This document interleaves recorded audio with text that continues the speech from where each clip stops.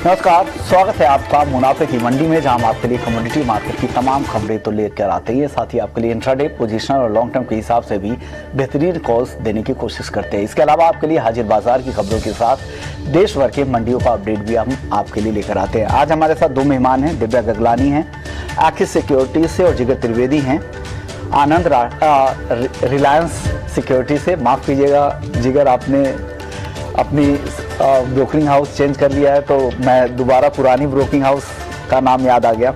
चलिए सबसे पहले देख लेते हैं आज की बड़ी खबरें।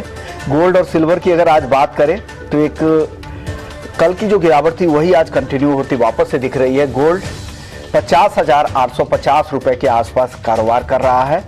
चांदी करीब 700 रुपए की कमजोरी यहां पर दिख रही है, 58,450 रुपए पर।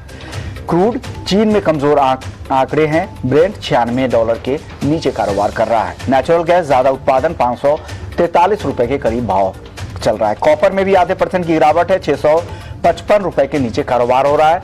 जिंक और एल्युमिनियम में भी आधे % से ज्यादा की गिरावट है। एल्युमिनियम तो अब 200 रुपए के भी नीचे आ गया है। लेड में मामूली कमजोरी के साथ कारोबार हो रहा है। एग्री मार्केट की बात करें तो यहाँ पर मेंथा, जहां पर सिंथेटिक सप्लाई ज्यादा है, 990 रुपए के नीचे एमसीएक्स पर आज मेंथा ऑयल कारोबार कर रहा है। कॉटन, बारिश और पेस्ट अटैक से फसलों को नुकसान की खबर आ रही है। डोमेस्टिक मार्केट में एमसीएक्स का अक्टूबर का वायदा 35,000 रुपए के ऊपर चला गया है। पिछले 10 दिनों की अगर बात करें, 29 सितंबर से अगर बात करें तो एमसीएक्स कॉटन में करीब 4,500 रुपए तक की तेजी आ चुकी है। हल्दी यहाँ पर दायरे में कारोबार है, 6,900 रुपए के आसपास कारोबार हो रहा है, लेकिन जीरा वापस से 24,000 रुपए के नीचे आ गया है। लेकिन धनिया में जबरदस्त तेजी है। कल 6% का अपर सर्किट था, आज भी करीब 4% तक की तेजी दिख रही है। 12,100 रुपए के ऊपर भाव धनिया का वायदा चला गया है। चलिए सबसे पहले आज कॉटन की बात कर लेते हैं। हमारे साथ सुधीर अग्रवाल हैं एकोशिया से। सुधीर जी स्वागत है। जिस तरह से कॉटन में तेजी लौटी है, वापस से एमसीएक्स कॉटन का अक्टूबर का वायदा 35,000 के ऊपर आ गया है। 10 दिनों में बात करें तो 4500 रुपए तक दाम बढ़ चुके हैं। ग्राउंड पर ऐसा क्या हो रहा है? सिर्फ बारिश की वजह से क्या अराइवल में देरी हो जाएगी, नई अराइवल में देरी होगी, यही वजह है या कुछ और भी वजह है जो कॉटन में इस तरह की तेजी दिख रही है? और क्या रिपोर्ट है ग्राउंड को लेकर, आप क्या सेंस कर रहे हैं और आगे किस तरह से हालात होंगे?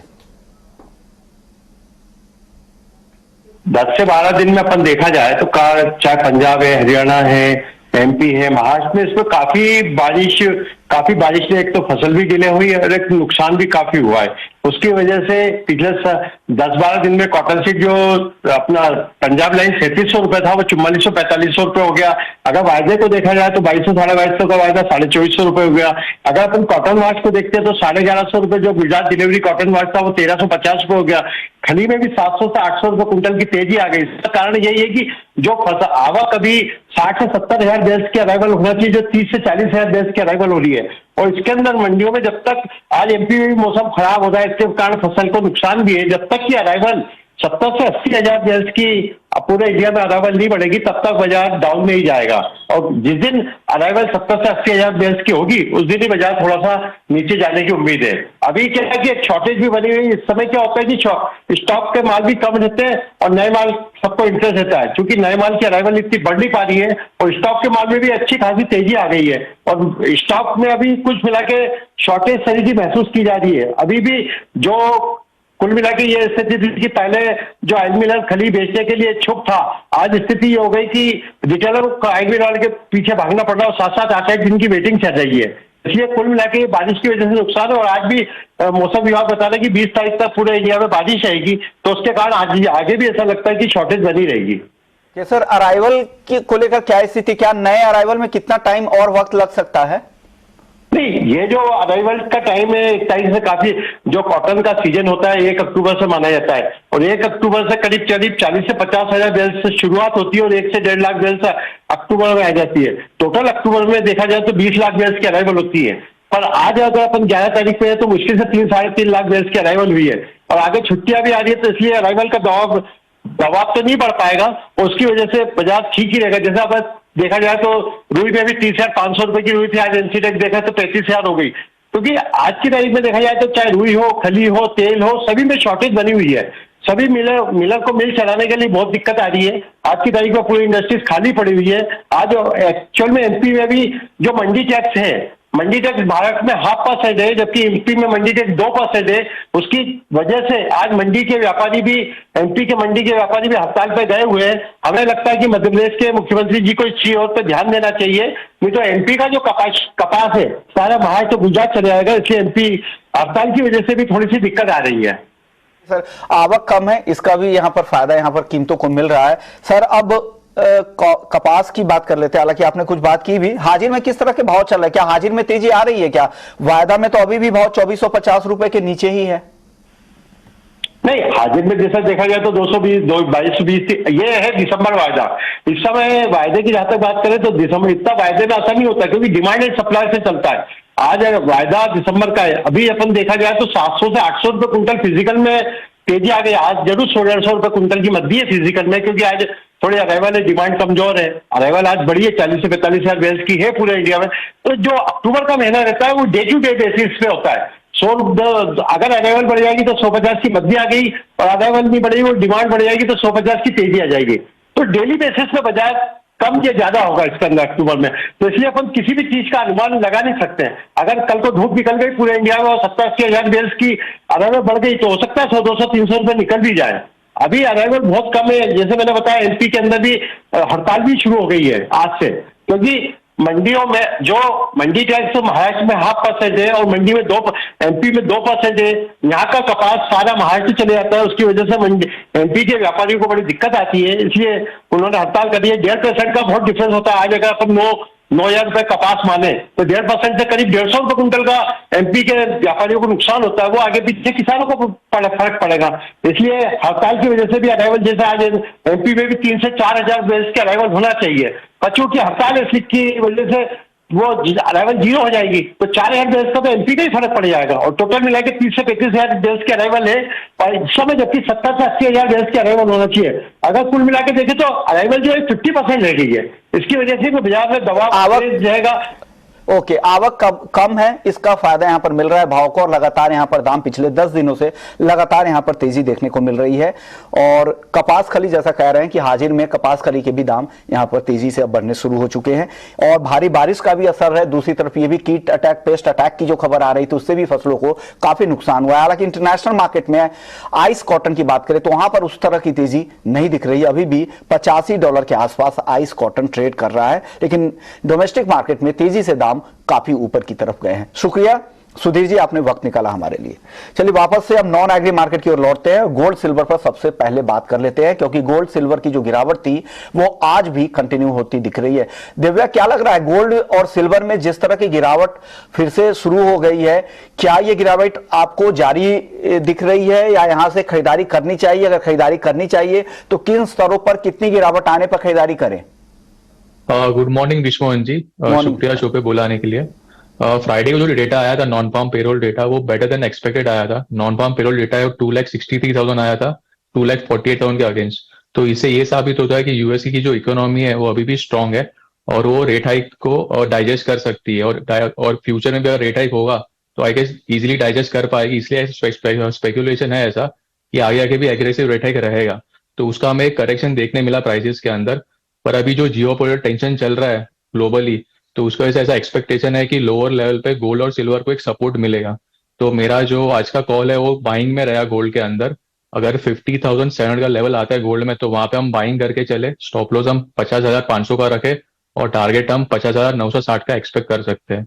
और चांदी की मैं बात करूँ तो चांदी एक हाई बीटा कमोडिटी है गोल्ड के कंपेरिजन में। अगर बढ़ती है तो ज्यादा बढ़ती है, गिरती है तो ज्यादा गिरती है।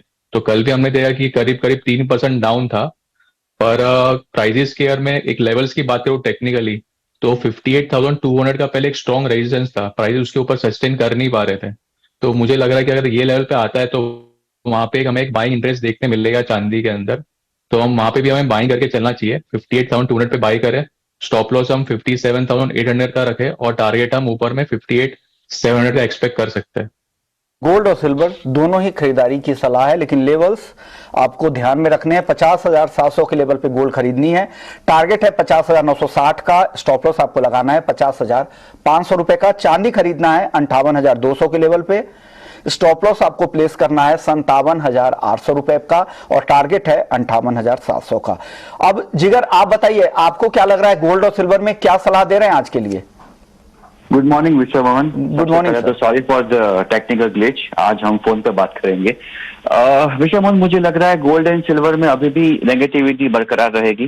सी, अगर मैं इकोनॉमिक डेटा के पॉइंट ऑफ व्यू से बात करूं, यूएस एंड इंडिया का सीपीआई नंबर्स ये सप्ताह में आने वाले हैं, एफओएमसी की मीटिंग की मिनट्स आने वाली है। Only thing which may work in the favour of gold and silver is रूपी स्ट्रेंथनिंग। अगर आरबीआई का इंटरवेंशन कंटिन्यू रहेगा तो रूपी शायद मजबूत हो सकता है, तो फिर गोल्ड एंड सिल्वर की थोड़ी बहुत चाल बदल जाएगी। लेकिन मुझे लग रहा है जो डॉलर इंडेक्स 113.56 के आसपास अभी ट्रेड कर रहा है, तो मुझे लग रहा है थोड़ा बहुत यहाँ पे selling pressure gold and silver में बरकरार रहेगा। गोल्ड के लिए आज हम लोग दिसंबर कॉन्ट्रैक्ट में सेलिंग का रिकमेंडेशन दे रहे हैं 50,850 के आसपास। Stop loss should be 50,950 and target would be 50,650। Silver के जब तक हम बात करें, चाहे वो इंडस्ट्रियल मेटल के पॉइंट ऑफ व्यू से बात करें या बुलियन के पॉइंट ऑफ व्यू से, इतना यहाँ पे कोई पॉजिटिविटी दिख नहीं रही है। इस साल 11% का हमने फॉल देखा हुआ है सिल्वर में। China is struggling really badly. Week long holidays के बाद भी जब वो रिटर्न कर रहा है मार्केट में, so it's returning with the triple covid cases. Service PMI भी श्रिंक हुआ है। So I think property crisis, recessionary fears के बीच में भी चाइना में भी थोड़ा बहुत सेलिंग प्रेशर है। थोड़ा बहुत सिल्वर को ओवरऑल भी सेलिंग प्रेशर है चाइना के ओर से या इंडिया के पॉइंट ऑफ व्यू से। रिटेल फुटफॉल भी दिख नहीं रहा है। So silver is also a sell December around 58,600, 58,800 is a stop loss. Target would be 58,200.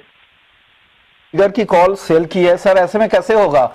Divya कैसे काम होगा? अभी इन्होंने सेल कॉल दिया है, अब दर्शकों को तो कंफ्यूजन हो जाएगा कि अब क्या करें, एक बाय एक सेल, अब बीच का रास्ता क्या हो गया? दिव्या आप बताइए। लेवल्स जो है वो देख के ही करें, क्योंकि उनके लेवल्स अलग है, मेरे लेवल्स अलग है, तो लेवल को हम फॉलो करके बाय और सेल कर सकते हैं। ओके, हालांकि दिव्या की जो बाइंग है वो नीचे की तरफ है, हालांकि एक रेंज है, उस रेंज में आपको ट्रेड करना है। दिव्या को लगता है कि 50,700 के आसपास आपको खरीदारी करनी है, लेकिन जिगर को लग रहा है कि 50,850, 150 रुपए ऊपर वहां पर बेचकर जाएं और टारगेट 50,650। हालांकि जो बाइंग का लेवल है दिव्या का, उसके पास ही उनका टारगेट है, तो उस रेंज के हिसाब से ऊपर में आपको बेचना है और नीचे में आपको यहां पर खरीदना है। ये सलाह गोल्ड और सिल्वर को लेकर आ जा रही है। क्रूड की बात कर लेते हैं। क्रूड में भी अब ऊपरी स्तरों पर दबाव दिखना शुरू हो गया। जिगर क्या लग रहा है क्रूड में? चाइना के जिस तरह के नंबर आ रहे हैं सर्विस सेक्टर के, वो कमजोर आ रहे हैं, वहां की चिंता यहां पर अब हावी हुई है, रिसेशनरी फैक्टर्स है, वो अब यहां पर दबाव ज्यादा बना रहा है, सप्लाई की चिंता बैक सीट पे जाती दिख रही है क्या आपको? पिछले 10-12 सेशन से अगर हम क्रूड की चाल देखें, 6400 से 7700 तक हमने वन वे रैली देखी है। ओपेक ने 2 मिलियन बैरल्स के कट की भी बात की हुई है, लेकिन चाइनीज मार्केट से डिमांड कंसर्न्स है, जैसा कि आपने बहुत सही बताया, रिसेशनरी फियर भी है मार्केट में आगे जाके। सो ओवरऑल सेंटीमेंट अभी भी बेरिश ही है। अगर मैं थोड़ा और ब्रॉड पिक्चर बताऊं यहाँ पे, तो पिछले 4 महीनों से हमने क्रूड में सेलिंग प्रेशर देखा था। 120 के लेवल से WTI वो 77 तक आए थे, वहां से एक पुल बैक रैली भी हमने देखी अराउंड 90-92 तक की। अभी वहां पे ही प्राइसेस चल रहे हैं। मुझे लग रहा है आने वाले दिनों में थोड़ा हल्का सा यहाँ पे करेक्शन आ सकता है। अगर किसी को कन्विक्शन है तो one can go short in crude oil prices. October contract around 7475, stop loss should be 7550, target would be 7300। लेकिन अगर फ्यूचर्स पे नहीं खेलना है, ऑप्शन की स्ट्रेटेजी यहाँ फॉलो करनी है, so I recommend to go long in 7500 put options of 17 October expiry. तकरीबन प्राइस रहेगा 230 के आसपास, स्टॉप लॉस रहेगा 150 के आसपास and target will be about 400। In fact target is 420। या तो आप फ्यूचर्स में बेचे 7475 में, या फिर आप यहां पर पुट खरीद कर जा सकते हैं। दिव्या आप सहमत है? आपको भी लग रहा है बेचकर ही जाना चाहिए, पुट की स्ट्रेटजी सही है, या फिर आप अलग व्यू है आपका क्रूड पर? विश्वमोहन की क्रूड ऑयल में हमें एक अच्छी खासी रैली देखने मिली थी, ऑलमोस्ट 15% ऊपर था। ओपेक प्लस ने एक सरप्राइज मूव किया, एक्सपेक्टेशन 1 मिलियन बैरल का था और उन्होंने सामने 2 मिलियन बैरल का प्रोडक्शन कट किया, तो उसके वजह से हमें एक वन में वो देखने मिला। पर अभी जैसे कि है कि एग्रेसिव रेट हाइक के चल रही है, रिसेशनरी कंसर्न्स भी है और चाइना में जो कोविड केसेस है उसके वजह से भी डिमांड का भी थोड़ा सा कम है, तो एक करेक्शन हमें देखने मिल गया ये वीक में। पर अगर मैं टेक्निकली बात करूं तो वीकली चार्ट पे हमें डाउनवर्ड स्लोपिंग ट्रेंड लाइन का ब्रेकआउट देखने मिला, जो कि काफी बुलिश है प्राइसेस के लिए। तो मैं बाय ऑन डिप्स के हिसाब से रहना चाहूंगा और मेरा इस बार का ऑप्शन में रहेगा, 7,400 का कॉल है, अगर वो 210 200 के अराउंड आता है तो वहां पे हम बाई करके चले। स्टॉप लॉस हम 160 का रखे और टारगेट हम 280 का एक्सपेक्ट कर सकते हैं। यानी अलग कॉल है, हालांकि इनको लगता है कि कॉल 7,400 स्ट्राइक की कॉल ऑप्शन आपको खरीद कर नीचे में जब 200 के आसपास का लेवल दिखे तो वहां पर खरीदे। नेचुरल गैस को लेकर दिव्या गगलानी आपकी क्या व्यू है और ऑप्शंस में कोई रणनीति है क्या आपके पास एनजी में? नेचुरल गैस में हमें कल एक सेल ऑफ देखने मिला था, प्राइजेस करीबन 4% डाउन थे। यूएसए में जो वेदर है वो थोड़ा माइल्ड, इतना हार्श नहीं है, तो उस वजह से डिमांड कम है वहां पे। पर अगर हम नेचुरल गैस की अगर चाल देखें तो काफी टाइम से एक रेंज बाउंड मूवमेंट है, 510 से लेके 580 के बीच में वो कारोबार कर रहा है। तो जब तक ये रेंज इंटैक्ट है तो तब तक हम सपोर्ट पे बाइंग कर सकते हैं और रेजिस्टेंस हम सेलिंग कर सकते हैं। तो अभी लोअर लेवल के आसपास है, तो वहां पे अगर 540 का कॉल ऑप्शन है तो वो 30 के अराउंड आता है तो वहां पे हम बाई करके चले। स्टॉप लॉस हम 26 का रखे और टारगेट हम 36 का एक्सपेक्ट कर सकते हैं। यानी यहां पर आपको नेचुरल गैस में 540 के स्ट्राइक की कॉल ऑप्शन खरीदने की सलाह दे रहे हैं। 30 के आसपास खरीदे, 36 के टारगेट के लिए यहां पर खरीदारी की सलाह है। यानी तेजी का रुख यहां पर दिव्या को लग रहा है। जिगर, आपको क्या लग रहा है नेचुरल गैस में? आप सहमत है क्या इस बार दिव्या गगलानी से नेचुरल गैस की कॉल में? जी बिल्कुल, इस बार मैं सहमत हूँ। नेचुरल गैस मेरा भी प्योर टेक्निकल कॉल है, क्योंकि अराउंड 540 545 बहुत अच्छा एक सपोर्ट दिख रहा है चार्ट पे। October contract one should go long around 542 only. अगर 542 के ऊपर मार्केट जाता है तो ही लॉन्ग कीजिए। 536 is a stop loss and 555 is target. चलिए, अब बेस मेटल्स की बात कर रहे थे। बेस मेटल्स में जिगर आज सभी काउंटर्स पर दबाव दिख रहा है। कॉपर, जिंक, एल्युमिनियम 200 रुपए के नीचे है, जिंक पर भी दबाव है, कॉपर भी 652-53 के आसपास है। क्या पसंद आ रहा है? क्या बेचना पसंद करेंगे आज या कुछ खरीदारी करेंगे? मुझे विश्व मोहन ये लग रहा है कि बेस मेटल्स में यहाँ पे भी सेलिंग प्रेशर बरकरार रहेगा। डॉलर इंडेक्स काफी स्ट्रांग है। अगर आप world bureau of metal stats के रिपोर्ट चेक करो तो हर एक में डेफिसिट है from the period of January to July 2022 except for zinc. लेकिन फिर भी जो रिसेशनरी फियर है, डिमांड कंसर्न्स मार्केट में क्रिएट हुए हैं, जियोपॉलिटिकल टेंशन चल रहे हैं, पर्टिकुलरली अगर मैं बात करूं रशिया एंड यूक्रेन, अगर यूरो में बात करूं, यूके की बात करें तो रिसेशनरी फियर्स है। China is clearly struggling. तो मुझे बेस मेटल्स में इतना कोई बाइंग मोमेंटम नहीं दिख रहा है। कॉपर है, एल्यूमिनियम है, इंटरनेशनल मार्केट में ऑलरेडी मोर देन 20% करेक्ट हो चुका है विश्व मोहन। मुझे लग रहा है copper, aluminium and zinc in तीनों में इक्वली की जा सकती है। कन्वेक्शन मेरा कॉपर एंड जिंक में है। Copper October sell around 655 658 is stop loss, 650 is target. Zinc की अगर हम बात करें, अक्टूबर कॉन्ट्रैक्ट बेच के चले 275 के आसपास, 277 is stop loss and 271 268 is target. Copper और जिंक जिगर को फॉलो करते हैं तो दोनों काउंटर आप अक्टूबर कॉन्ट्रैक्ट को बेचे। 655 पे कॉपर को बेचना है, 650 के टारगेट के लिए, 658 का स्टॉप लॉस है। जिंक आपको 275 पर बेचने की सलाह दे रहे हैं जिगर, 271 रुपए के टारगेट के लिए, 277 का स्टॉप लॉस यहां पर लगा ले। दिव्या, आपको क्या लग रहा है? आप इस बार सहमत है इनके सेल कॉल से या कुछ अलग रहा है बेस मेटल्स पर आपकी? मेटल पैक्स में हमें लास्ट वीक अच्छी रैली देखने मिली थी, पर वीक चाइनीज डेटा की वजह से वो सस्टेन नहीं हो पाया और अभी डॉलर इंडेक्स में भी थोड़ी मजबूती आई हुई है, तो उस वजह से हमें करेक्शन देखने मिल चुका है। पर अभी प्राइजेस जो है कॉपर के वो एक स्ट्रॉन्ग सपोर्ट जोन के अराउंड है, तो मुझे लग रहा है कि प्राइजेस यहाँ से एक शॉर्ट कवरिंग मूव दे सकता है। 652 का अगर लेवल आता है तो वहां पे हम बाई करके चले। स्टॉप लॉस हम 649 का रखे और टारगेट हम 656 का एक्सपेक्ट करें। यानी वही रेंज के हिसाब से ट्रेड करने की सलाह दे रहे। देखिए नीचे की तरफ उन्होंने 655 पे बेचने की सलाह दी थी जिगर ने, और दिव्या बता रहे हैं कि कॉपर को खरीदे अब 652 में, नीचे 3 रुपए उनसे नीचे यहां पर खरीदना है और 656 के टारगेट के लिए, और 655 उनका बेचने का लेवल है। तो एक रेंज में है, नीचे में खरीदारी, ऊपर में, तो आपको कंफ्यूजन नहीं है। जहां भी आपको लग रहा है, जहां भी आपको कन्विक्शन लगता है कि जो बेहतर कॉल है, जो इनको आप फॉलो करते हैं, वो ट्रेड कर सकते हैं, लेकिन जो भी ट्रेड करें बिना स्टॉप लॉस के नहीं करें। चलिए अब बात कर लेते हैं यूएसडी आईएनआर की। हालांकि आज रेंज में ही है, 82.50 के आसपास यहां पर ट्रेड कर रहा है, हल्की कमजोरी के साथ रुपए में ट्रेड हो रहा है डॉलर के मुकाबले। जिगर, क्या आपका व्यू क्या है करेंसी मार्केट को लेकर? विश्वमोहन, हमने फ्राइडे को भी देखा था आरबीआई का इंटरवेंशन था मार्केट में, एंड मंडे भी हमने शायद थोड़ा बहुत इंटरवेंशन ऑब्जर्व किया था। 83.20 83.50 ये काफी स्ट्रॉन्ग रेजिस्टेंस है। मुझे नहीं लग रहा मार्केट 83 के ऊपर नियर टर्म में जाएगा। अगर मैं इकोनॉमिक डेटा की बात करूं, इस सप्ताह में इंडिया के सीपीआई का डेटा है और आरबीआई की मॉनेटरी पॉलिसी की मीटिंग की मिनट्स भी है। So from economic data point of view, हाँ, यूएस के सीपीआई नंबर्स भी है। सो डॉलर इंडेक्स के पॉइंट ऑफ व्यू से भी अगर ओवरऑल करेंसी मार्केट की मैं बात करूं, डेटा ड्रिवन मार्केट है। सो ये वीक काफी इंपॉर्टेंट है। मुझे लग रहा है कि थोड़ा बहुत यहाँ पे रूपी में स्ट्रेंथ लौट के आ सकती है, क्रूड में भी शायद प्रेशर बन सकता है। तो ओवरऑल मुझे अक्टूबर कॉन्ट्रैक्ट बेचने का यहाँ पे थोड़ा बहुत कन्विक्शन बैठ रहा है। 8260 के आसपास बेच के चले, 8275 is the stop loss, 8230 is target. अब कुछ एग्री मार्केट की बात कर लेते जिगर आपसे। एग्री मार्केट में कोरिएंडर क्या आप ट्रैक कर रहे हैं? टेक्निकली आपको कैसा लग रहा है? 2 दिनों में जबरदस्त तेजी, 9% से तक की तेजी आ चुकी है। क्या करना चाहिए कोरिएंडर में? I won't be able to comment on agri commodities. Okay, यानी आप कोरिएंडर में नहीं करेंगे। चलिए अब एग्री मार्केट पर ही शुगर मार्केट पर बात करने के लिए हमारे साथ राहिल शेख साहब जुड़ गए हैं। राहिल, स्वागत है आपका। सर, शुगर की को लेकर क्या स्थिति है इंटरनेशनल मार्केट में, और क्या आप लोगों की डिमांड है शुगर को लेकर? शुगर एक्सपोर्ट पॉलिसी का इंतजार कर रहे हैं। इस्मा की तरफ से डिमांड भी जा चुकी है कि 80 लाख टन एक्सपोर्ट कोटा की मांग की जा रही है इस्मा की तरफ से। आपकी डिमांड क्या है राहिल? सर, हमने भी यही रखा है कि इसको ओपन जनरल पॉलिसी में एक्सपोर्ट को परमिट करे, क्योंकि एक्सपोर्ट के प्राइसेस अभी 35 रुपया 34.50 पर किलो से 35 रुपीज पर किलो है, और डोमेस्टिक मार्केट अराउंड 32.50 से 33 के रेंज में है। So there is no reason for sugar, जो इन्फ्लेशनरी कोई भी कंट्रीब्यूशन किया नहीं है सरकार के लिए। तो मेरा यही है कि हमारा तो यही अनुमान है कि इन्होंने शक्कर का एक्सपोर्ट जो है अंडर ओजीएल 5 से 8 मिलियन टन कैसे भी जल्द से जल्द खोले, ताकि डोमेस्टिक मार्केट भी स्थिर रहे और इंटरनेशनल मार्केट का जो रिक्वायरमेंट है वो इंडिया फुलफिल कर। अब अगला सवाल होगा, क्या नया शुगर सीजन जो 1 अक्टूबर से 30 सितंबर का जो सीजन होता है शुगर का, क्या इसमें कुछ देरी हो सकती है? कि बारिश की वजह से कितना असर हुआ है?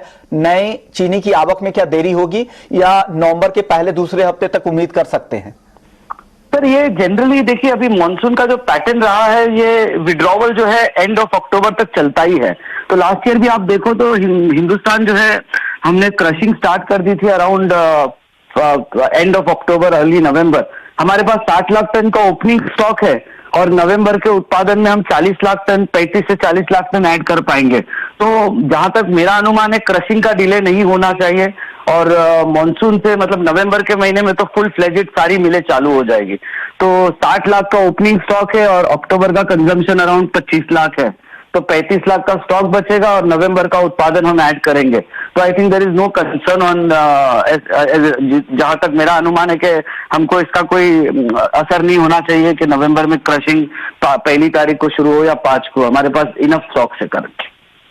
एक्सपोर्ट की हम बात कर रहे थे, तो एक्सपोर्ट कोटा की एक्सपोर्ट इस साल 2021-22 में तो जबरदस्त एक्सपोर्ट हुआ। आगे भी आप लोगों की डिमांड है, प्राइसिंग बहुत बेहतर था इसलिए इतना एक्सपोर्ट हो पाया। क्या लग रहा है उस तरह की प्राइसिंग आप लोग क्लॉक कर पाएंगे नए सीजन में भी? और इंटरनेशनल मार्केट को लेकर क्या स्थिति है, सप्लाई को लेकर क्या स्थिति है, और प्राइसिंग आगे चलकर किस तरह के रह सकते हैं शुगर के लिए? सर, जहां तक Q4 और Q1 का सवाल है, वर्ल्ड मार्केट को हिंदुस्तान की शुगर की जरूरत है।